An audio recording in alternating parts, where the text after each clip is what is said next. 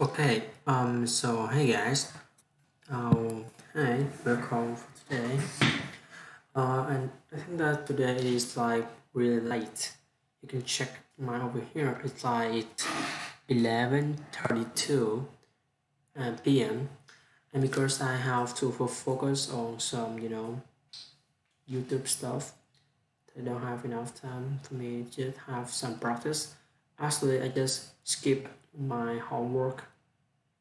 That's it. Just give me homework. I think I might check it for tomorrow before I go to school. And I'm gonna do all the stuff for tomorrow, and I have some practice, some review in the morning before I go to school. Maybe. But today I have really time. But actually, I want to do this timeless speaking every day, so I have to do it. Right. So let's start with the first video. Let's do it.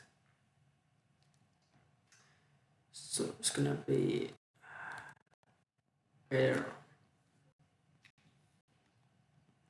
So I'm gonna go here, make it to 4. So when I get 4, right? And then make it highest, make it bigger like this.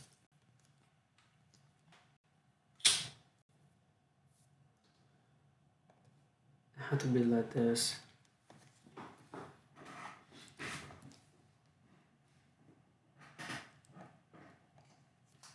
Alright, so it's gonna be better, right? Let's say you are free of public speaking, right? So you're about to go down onto the stage and you feel anxiety. The default state of someone who doesn't want to have that experience is just sort of it's one influence to worry about that experience. I mean, anxiety. It's kind of just like mere thought of you have to do. Then once you the butterflies, you're both them, right? You contract your mind contracts around it. Your conversation with yourself is unhappy one is like what and this person I just get like I can see people do all the time they're relaxed unhappy. No, where am I? And you are talking yourself, not noticing because your thought just come up behind you as fast as they can. And it seems to be you right to identify with each thought that emerges in consciousness. And most people live their lives as thought there's no alternative. Right to give a rule book for how to operate a human mind. There's no place in normal education where was even indicated that there's an alternative here, and so we get kind of stumbled into adulthood. More or less, the that we have, where we have always the mind we have, and that really is. The only thing we can do to really upgrade our firmware is to just add new content. We can read books, we can develop interest, but there's nothing at the sort of root level of our emotional and cognitive life that can change. If feeling anxiety, there's actually a place from which you can just feel it, right? And be actually indifferent to it or anything else. Could be feeling, I mean, just nothing that is even unpleasant sensation. But first, you're gonna notice the anxiety. It isn't even that unpleasant is so close to excitement in its actual physiology. The real difference between excitement and anxiety is more or less just reframing. It's a soft story you're thinking yourself, if you feel these tingles, there's suddenly adrenalized response right before you want to go on a roller coaster. That's part of why you're going on a roller coaster. You like experience, but in fact that you feel that way about to have an interview or you're about to go walk out on stage, and that's incredible, right? So just dropping back and realizing the power of framing is it again is a skill that is very esoteric, but many people are secret sound. Most of what people care about can be thought of as a skill. I mean, webbing is a skill. Not suffering unnecessary is a skill. Noticing your emotional life and regulating negative emotion is a skill.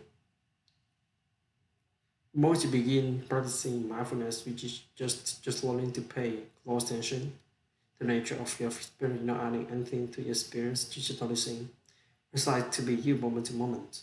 In a way that is non-reactive, you're not grasping across present or pushing but unpleasant way. You are just That is a story of telling yourself a story you're thinking, and you can either become more and more mindful of what that and interrupt that more and more.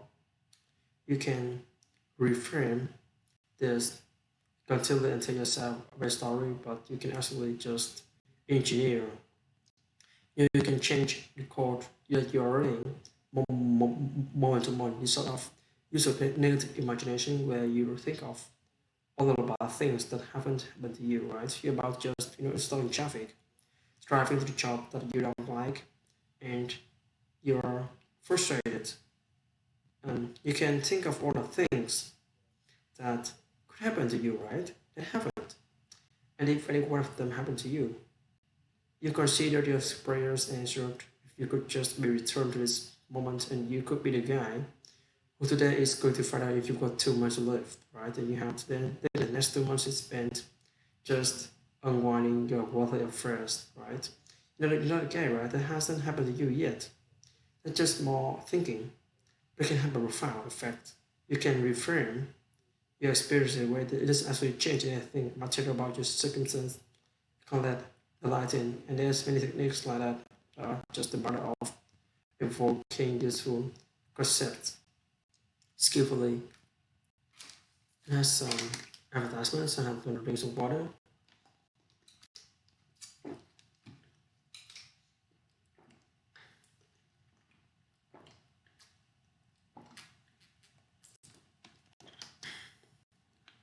So picture this, you're in an airplane, and it's going to get the bounce.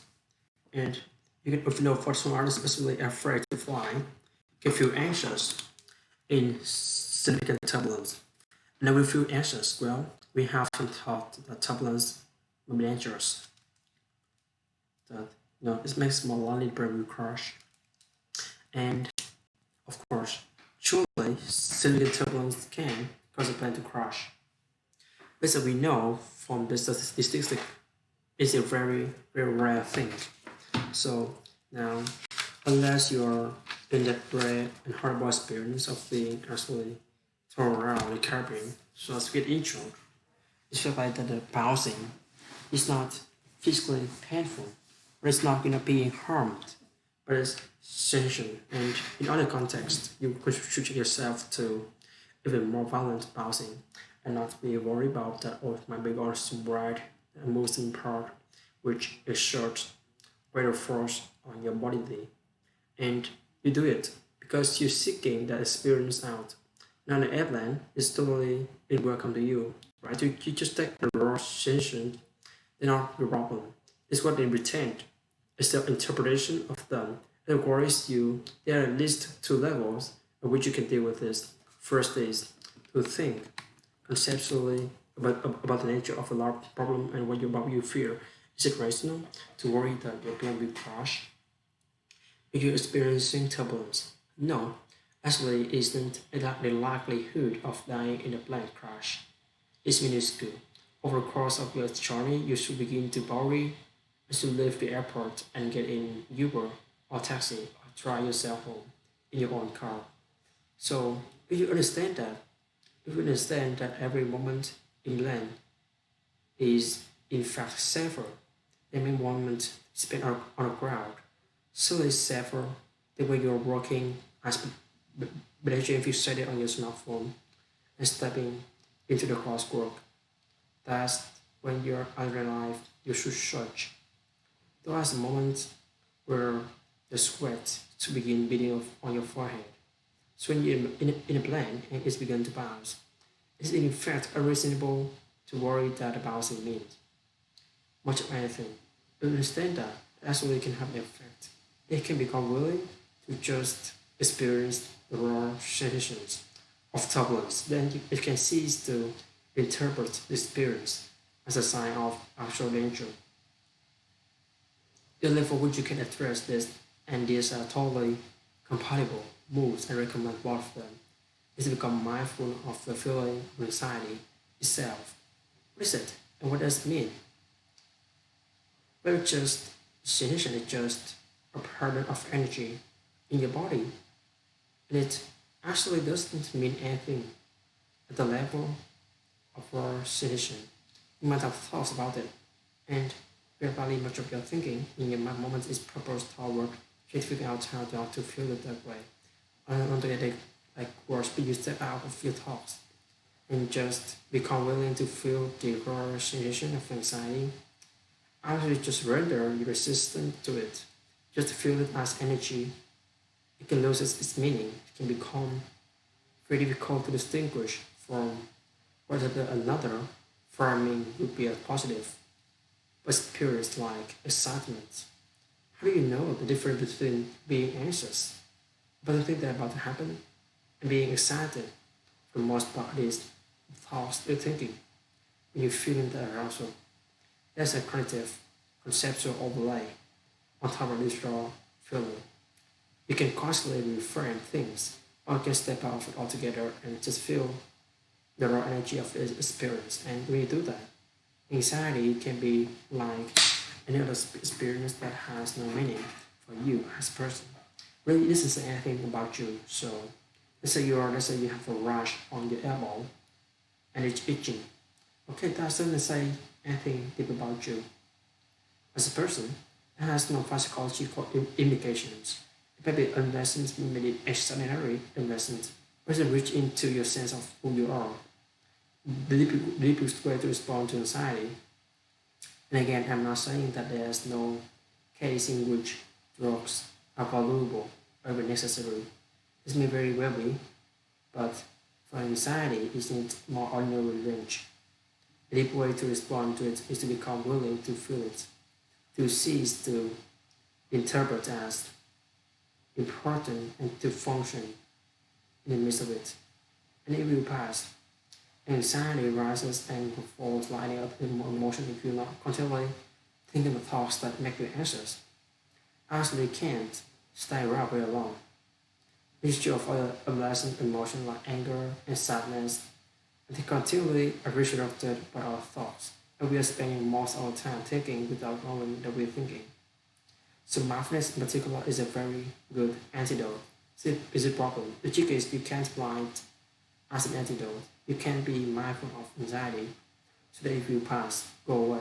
Become willing to feel it, to let it burn bright in you, and discover that it doesn't matter, it simply comes and goes, and you can function.